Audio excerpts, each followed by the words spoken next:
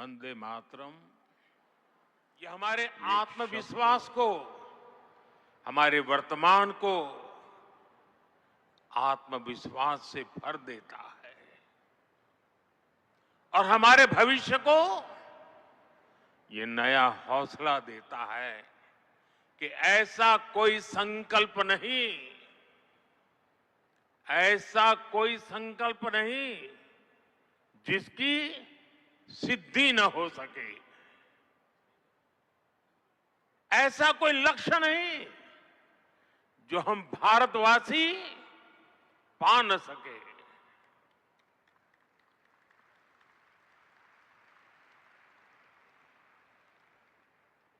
साथियों, वंदे मातरम के सामूहिक गान का ये अद्भुत अनुभव ये वाकई अभिव्यक्ति से परे है। इतनी सारी आवाजों में एक लय, एक स्वर, एक भाव, एक जैसा रोमांच, एक जैसा प्रवाह, ऐसा तारतम्य, ऐसी तरंग, इस ऊर्जा ने हृदय को स्पंदित कर दिया है।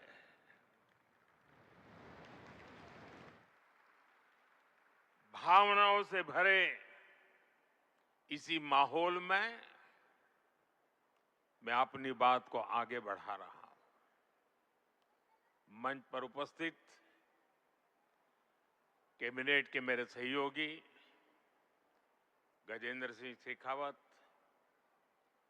दिल्ली के उपराज्यपाल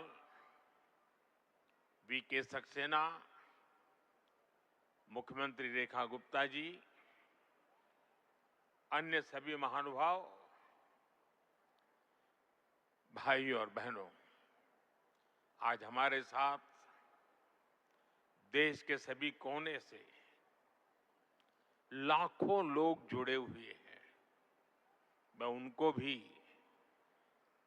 मेरी तरफ से वंदे मातरम से शुभकामनाएं देता हूं। आज 7 नवंबर का दिन बहुत ऐतिहासिक है। आज हम वंदे मातरम के 150वें वर्ष का महाउत्सव मना रहे हैं। ये पुण्य अवसर हमें नई प्रेरणा देगा, कोटि कोटि देशवासियों को नई ऊर्जा से भर देगा। इस दिन को इतिहास की तारीख में अंकित करने के लिए आज वंदे मातरम पर एक विशेष कॉइन और डाक टिकट भी जारी किए गए हैं। मैं देश के लक्षावधि महापुरुषों को, मां भारती के संतानों को वंदे मातरम इस मंत्र के लिए जीवन खपाने के लिए आज श्रद्धापूर्वक नमन करता हूं और देशवासियों को इस अवसर पर बहुत बहुत बधाई देता हूं। मैं सभी देशवासियों को वंदे मातरम के 150 वर्ष पूरे होने पर बहुत बहुत शुभकामनाएं भी देता हूं। साथियों, हर गीत, हर काव्य का अपना एक मूल भाव होता है, उसका अपना एक मूल संदेश होता है। वंदे मातरम का मूल भाव क्या है? वंदे मातरम का मूल भाव है भारत मां भारती। भारत की शाश्वत संकल्पना, वो संकल्पना जिसने मानवता के प्रथम पहर से खुद को गढ़ना शुरू कर दिया, जिसने युगों युगों को एक एक अध्याय के रूप में पढ़ा, अलग अलग दौर में अलग अलग राष्ट्रों का निर्माण, अलग अलग ताकतों का उदय, नई नई सभ्यताओं का विकास, शून्य से शिखर तक उनकी यात्रा और शिखर से पुनः शून्य में उनका विलय, बनता बिगड़ता इतिहास, दुनिया का बदलता भूगोल, भारत ने ये सब कुछ देखा है। इंसान की इस अनंत यात्रा से हमने सीखा और समय समय पर नए निष्कर्ष निकाले। हमने उनके आधार पर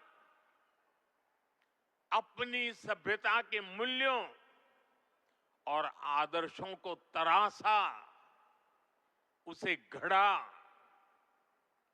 हमने, हमारे पूर्वजों ने, हमारे ऋषियों ने, मुनियों ने, हमारे आचार्यों ने, भगवंतों ने, हमारे देशवासियों ने अपनी एक सांस्कृतिक पहचान बनाई। हमने ताकत और नैतिकता के संतुलन को बराबर समझा और तब जाकर भारत एक राष्ट्र के रूप में वो कुंदन बनकर उभरा जो अतीत की हर चोट सहता भी रहा और सहकर भी अमरत्व को प्राप्त कर गया। भाइयों बहनों, भारत की ये संकल्पना, उसके पीछे की वैचारिक शक्ति है। उठती गिरती दुनिया से अलग अपना स्वतंत्र अस्तित्व बोध, ये उपलब्धि और लयबद्ध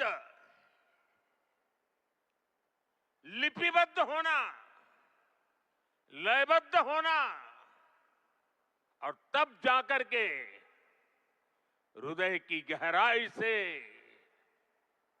अनुभवों के निचोड़ से, संवेदनाओं की असीमता को प्राप्त कर करके वंदे मातरम जैसी रचना मिलती है। और इसलिए गुलामी के उस कालखंड में वंदे मातरम इस संकल्प का उद्घोष बन गया था और वो उद्घोष था भारत की आजादी का। मां भारती के हाथों से गुलामी की बेड़ियां टूटेगी और उसकी संतानें स्वयं अपने भाग्य की भाग्य विधाता बनेगी। साथियों, गुरुदेव रविंद्रनाथ ठाकुर ने एक बार कहा था, बंकिम चंद्र की आनंद मठ केवल उपन्यास नहीं है, ये स्वाधीन भारत का एक स्वप्न है। आप देखिए, आनंद मठ में वंदे मातरम का प्रसंग, वंदे मातरम की एक एक पंक्ति के, बंकिम बाबू के एक एक शब्द के, उसके हर भाव के अपने गहरे निहितार्थ थे, निहितार्थ है। ये गीत गुलामी के कालखंड में रचना तो जरूर हो गई उस समय, लेकिन उसके शब्द कुछ वर्षों की गुलामी के साए में कभी भी कैद नहीं रहे। वो गुलामी की स्मृतियों से आजाद रहे। इसलिए वंदे मातरम हर दौर में, हर कालखंड में प्रासंगिक है, कैद नहीं रहे। वो गुलामी की स्मृतियों से आजाद रहे। इसलिए वंदे मातरम हर दौर में, हर कालखंड में प्रासंगिक है। इसने अमरता को प्राप्त किया है। वंदे मातरम की पहली पंक्ति है, सुजलाम सुफलाम मलयज शीतलाम सस्य श्यामलाम मातरम। अर्थात प्रकृति के दिव्य वरदान से सुशोभित हमारी सुजलाम सुफलाम मातृभूमि को नमन। साथियों, यही तो भारत की हजारों साल पुरानी पहचान रही है। यहां की नदियां, यहां के पहाड़, यहां के वन वृक्ष और यहां की उपजाऊ मिट्टी, ये धरती हमेशा सोना उगलने की ताकत रखती है। सदियों तक दुनिया भारत की समृद्धि की कहानियां सुनती रही थी। कुछ ही शताब्दी पहले तक ग्लोबल जीडीपी का करीब 1/4 हिस्सा भारत के पास था। लेकिन भाइयों बहनों, जब बंकिम बाबू ने वंदे मातरम की रचना की थी, तब भारत अपने उस स्वर्णिम दौर से बहुत दूर जा चुका था। विदेशी आक्रमणकारियों ने